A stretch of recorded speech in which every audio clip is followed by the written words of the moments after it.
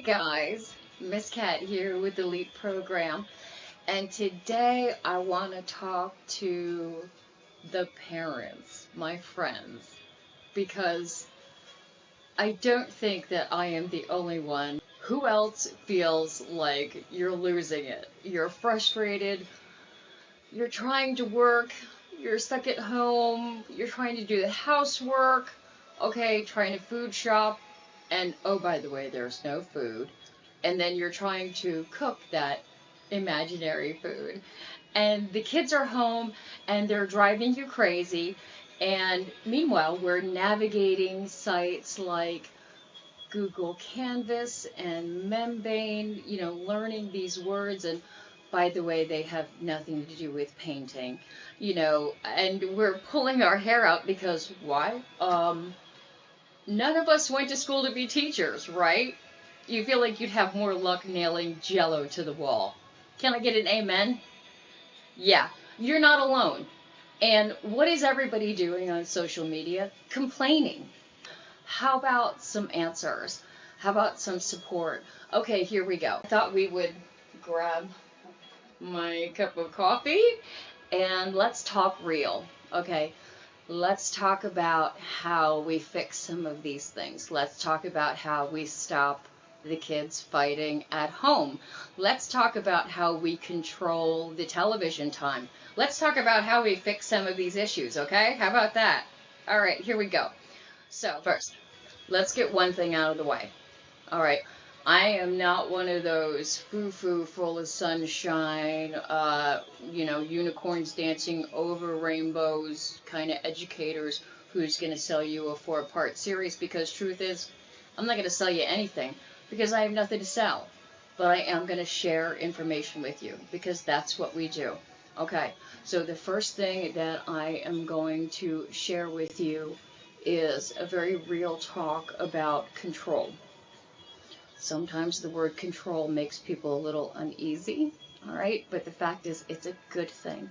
Now, but truth is, when we can control things, we can change them. So that is always good. Now, here's how we get control. We acknowledge that we have ownership in the situation. Yeah, some of you just went, oh, the O word, the O word. Yeah, I know, it does. It makes people really uneasy because people think it's a lot of work, okay? It's not. It's not. It's also not responsibility. What it is an ability to change things. Because when we realize that we have ownership in a relationship, ownership in a situation, we then realize that we can change it. We have the ability to do that. Now, we can also talk about changing our relationships with people, and I can certainly get into that in another talk.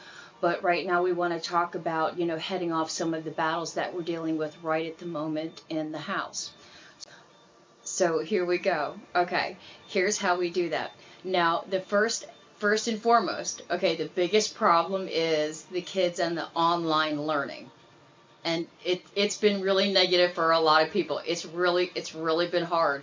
And I know that here in my house because I have 5 kids. So trust me, I know some of them really just took the reins on the online learning and I didn't have to do much for them. And others, it was like pulling teeth every minute of every day.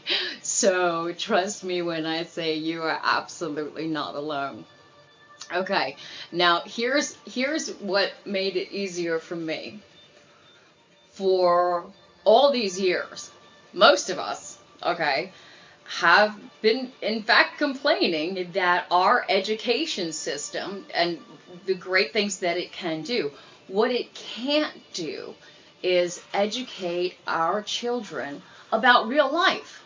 It can't do that, okay?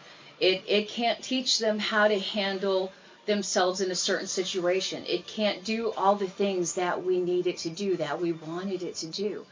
And this pandemic, as horrific as it has been, and how it has so terribly affected the living and the remaining, okay, there are gifts in this stay-at-home orders. And education, how it was lacking, this is one of them in exactly that, okay?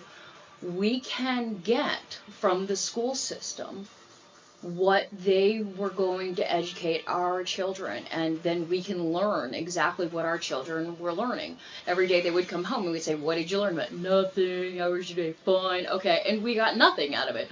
But now we know exactly what they're learning, and we can learn along with them. But then it gives us also the time that we can educate and teach them exactly what we wanted to and how we want to. So there is an extreme gift in that, and it simply takes, a slight change in perspective to do that, and then realizing that we do have the ability to change that. So, and it's not a lot of work. It's not any work at all, actually. It's just a change in perspective. Okay, so that's first. That's first, realizing that we can do that, and how easy that is. Now, okay, next, our purpose. You have been your children's purpose since the moment they were born. Now, this is very important to understand. Now, if you think about it, and kind of think about it with your own parents, no matter what age you are, okay, even now, and it's something that people really struggle with when we lose our parents at any age we are, okay? Now, everything you do every week, everything that you accomplish with your children, it's all so that we can report back to our parents. As young children, we strive to make our parents proud, okay? Our parents are our purpose. So remembering that you are your child's purpose is very important. It is an inherent gift that you are given. It's a privilege, just an amazing gift that you're given when you are given parenthood. And it allows you to do so much. And sometimes we forget, we forget as we grow and we age and we get so busy doing our job of being our parent that we forget these inherent gifts that are given to us. So remembering this purpose, okay, is going to be very important as you go along now. All right. So examples are key because, of course, children learn by seeing, by hearing, by doing, by acting and modeling. All right. So examples are absolutely key.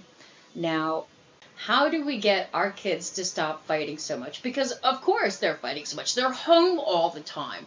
They don't have all the typical outlets that they normally would have to get their energy out, their stress out, all the communication that they would typically have all day, every day at school. They don't have any of that.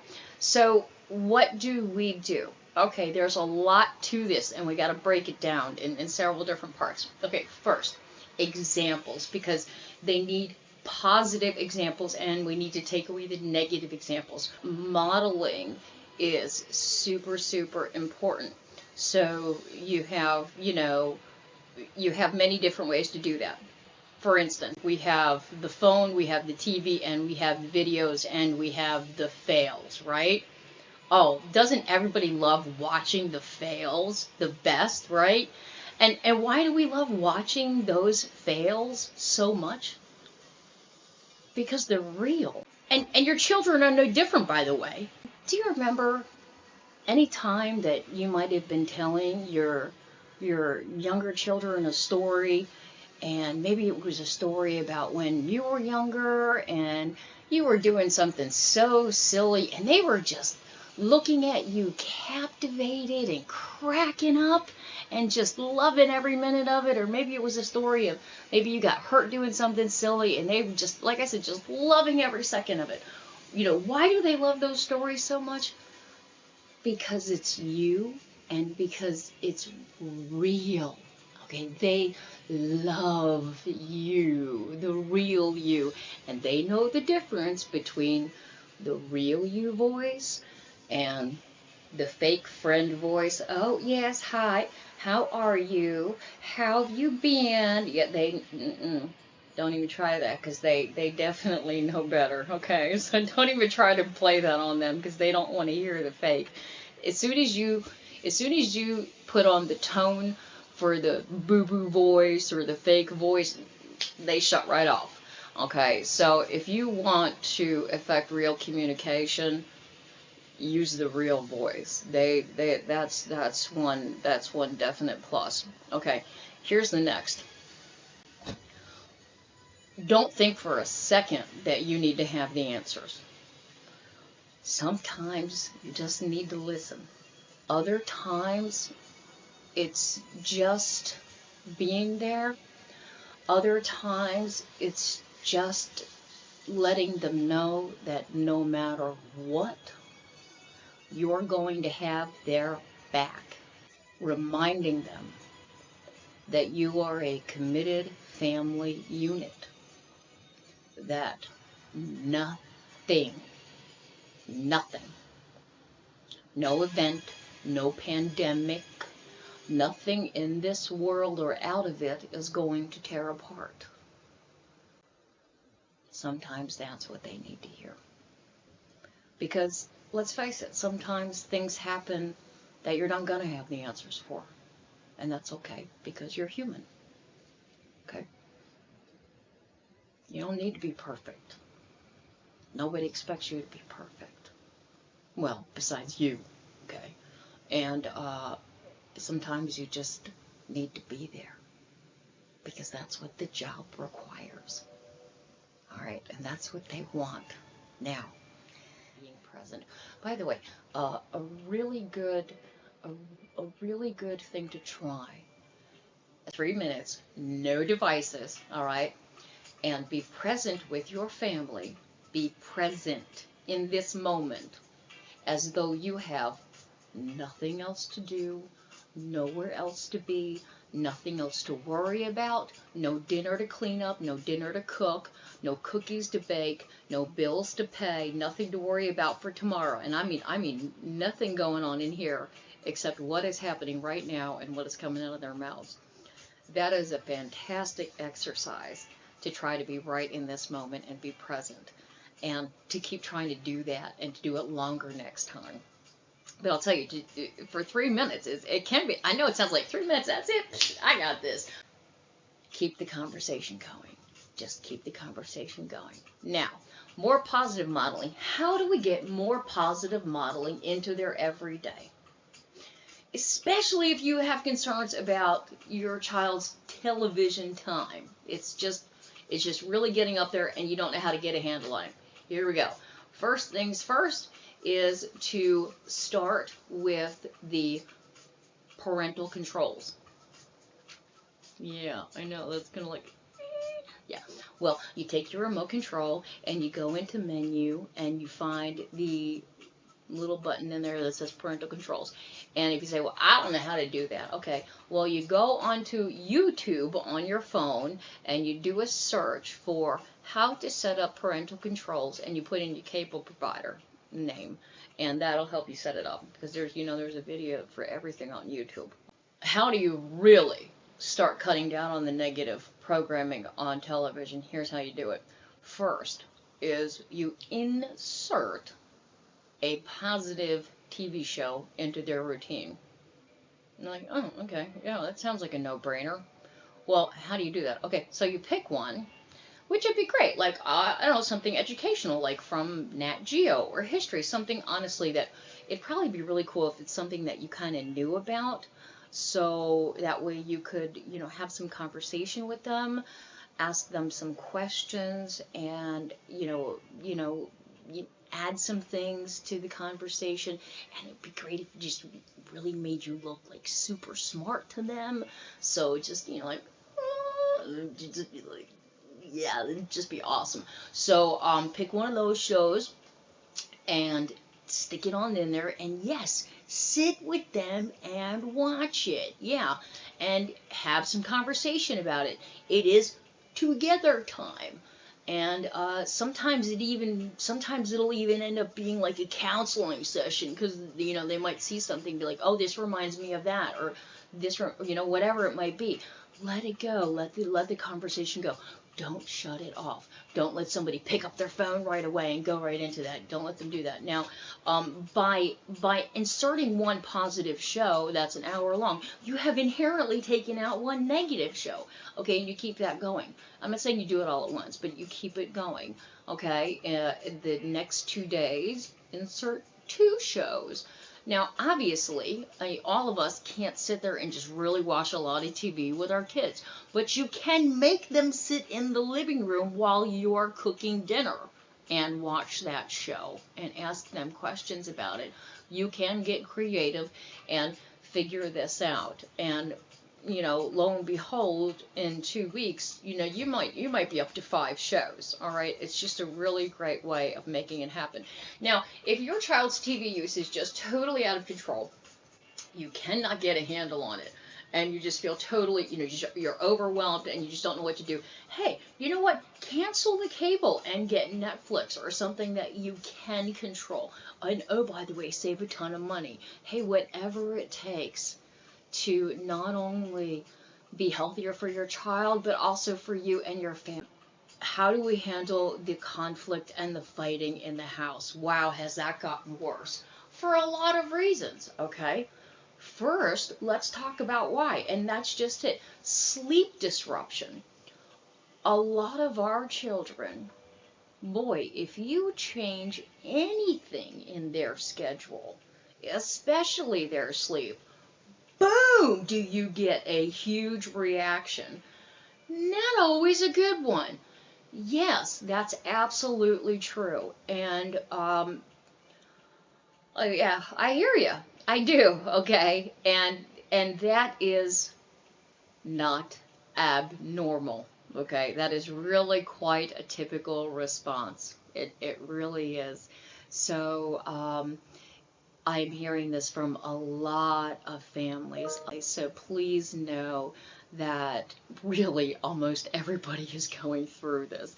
Any child that is going through puberty, or any toddler, anybody else, you change their sleep patterns the way that it has been, and forget it. Okay, you're going to be dealing with a whole slew of things that might even look like you're adding 5 chapters from the DSM into your kid here, and that's what it's going to look like. But hey, this is temporary.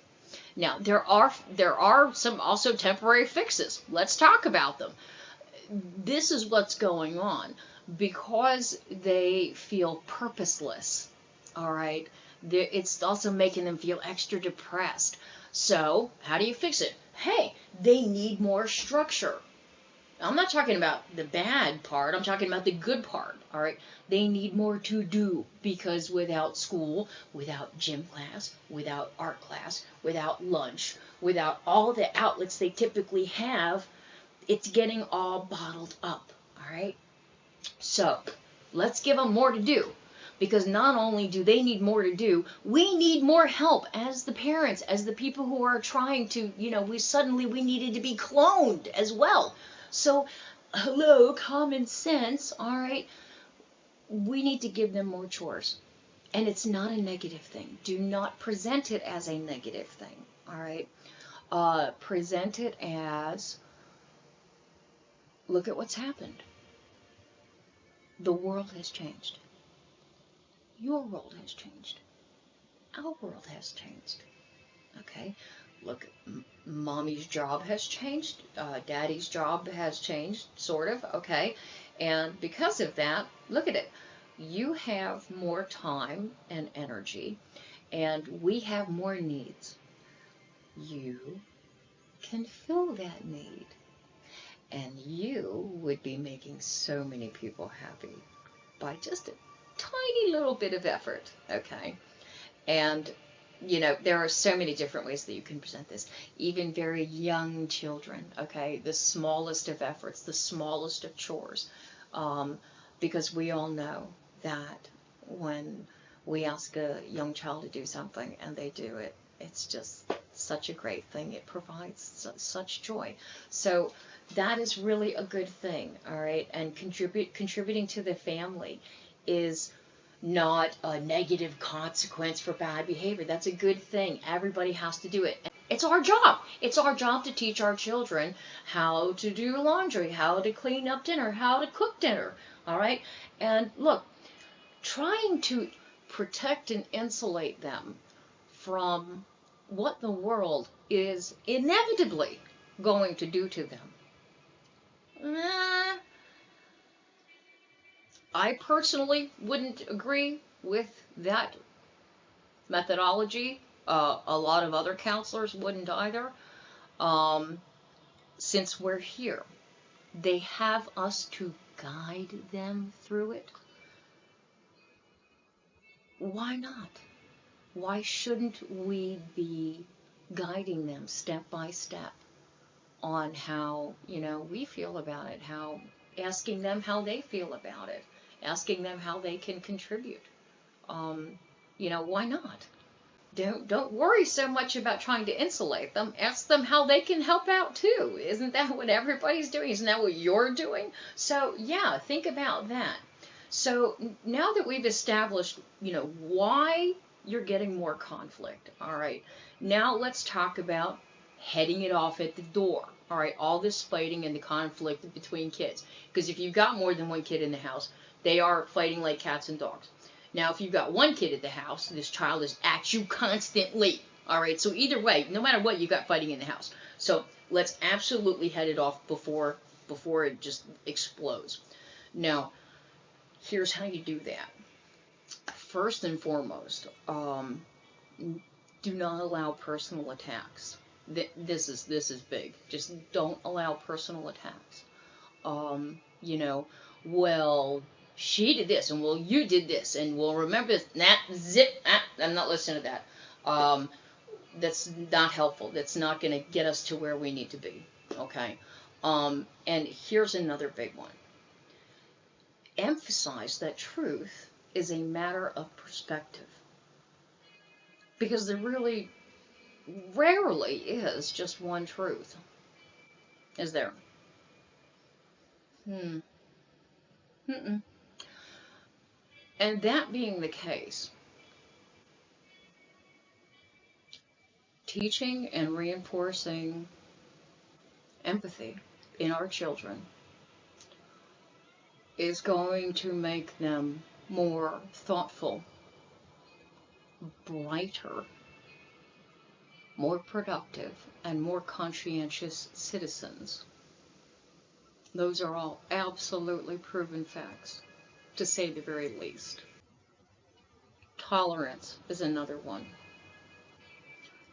All of those other things that all of the other counselors have told you, taking a beat, walking away, blah, blah, blah, you've already been through all those, you know all those tools, okay? That's why we're talking about these. Truth is a matter of perspective. Remember, if I'm standing here, the person in the middle might be wearing a white suit. But if I'm standing over here, that person might be wearing a black suit. And this might be a very heated argument, because that person on this side might swear up and down that that's a white suit. And they're looking at it saying, it's a white suit. How dare you say it's a black suit? I'm offended that you would call me a liar. And the person on this side said, I'm looking at it, and that's a black suit. You must be out of your mind thinking that's a white suit. Are you blind? You're calling me a liar. And that's where the personal attacks come in, and there is no tolerance, and there is no empathy, and they're not realizing that truth is simply a matter of perspective, and they're not realizing that they both can be right. And because of that, now they have made themselves enemies. And they've made everybody else on the street enemies. So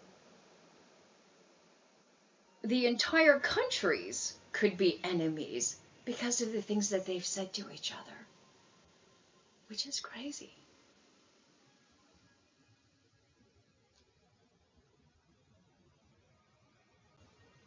But you can teach your children to be better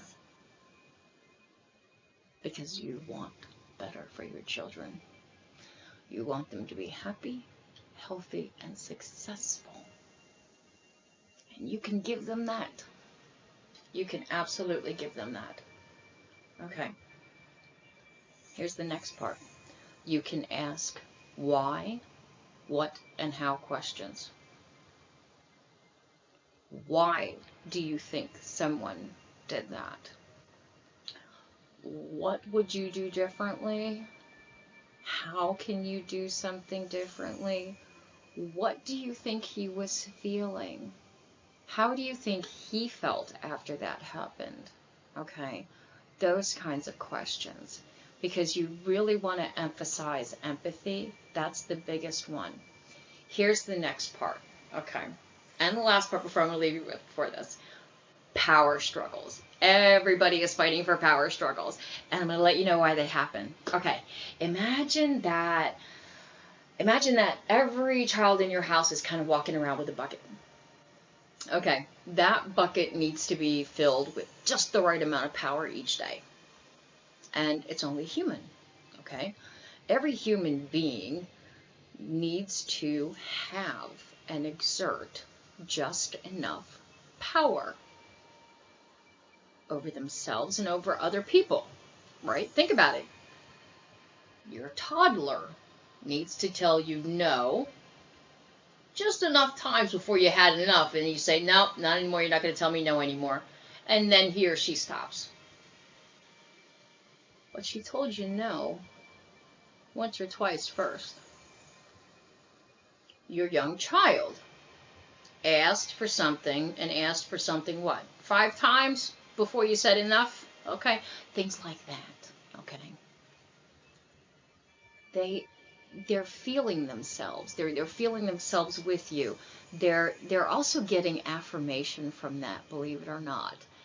What they're doing by that is that if they're not having these conversations where you are literally saying to them, I hear you, or if they're not old enough to have these conversations, okay?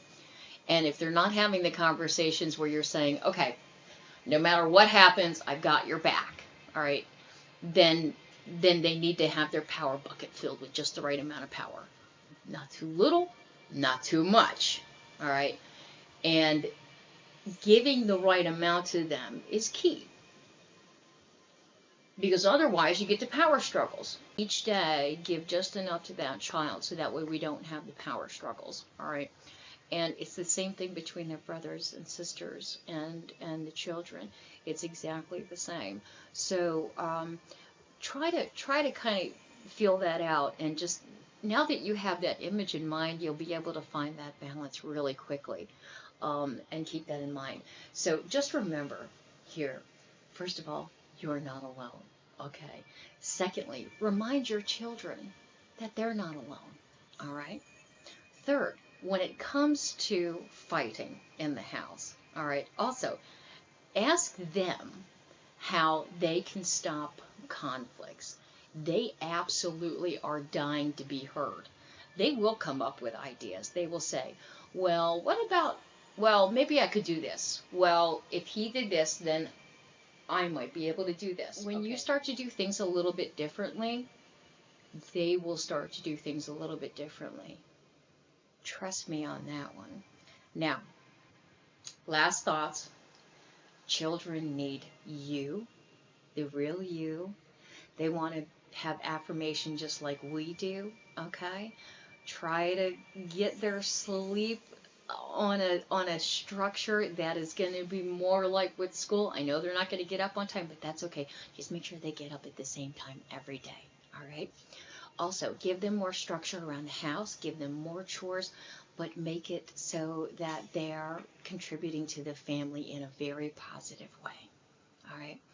Um, and make sure that you are letting them know that absolutely nothing is going to ever disrupt your family unit. Now, you need to take care of you. You need help around this house, which means you absolutely need to ask for help from those children. You also need time with your family. So make sure you get it. Get creative. Find ways to make that happen. So again, we're all in this together. Your family is in this together. We're all in this together. And I will be more than ready to talk about any of the topics that you wish. Just send me messages and we will have conversations or lives, anything you'd like. And we're here. So again, Miss Cat for the l.e.a.p program, and miss you guys. Can't wait to have meetings again, and looking forward to it. Till then.